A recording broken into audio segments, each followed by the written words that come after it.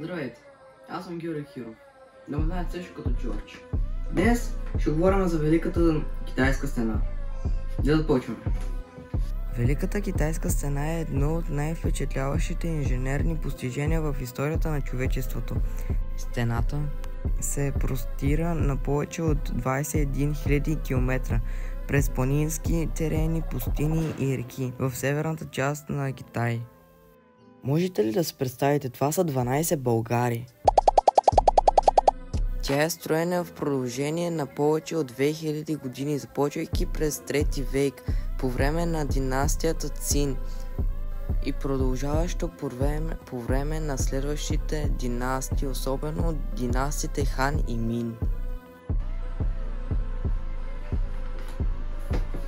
От какво е направено ли?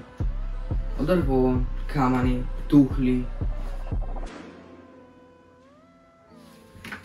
Първоначално Великата китайска стена е била построена, за да предпази Китай от нахлуване на монголци и хуници. Тя е служила за военно управление, но също така е играла и важна роля за контролирането на търговия по пътя на куприната и събирането на мита.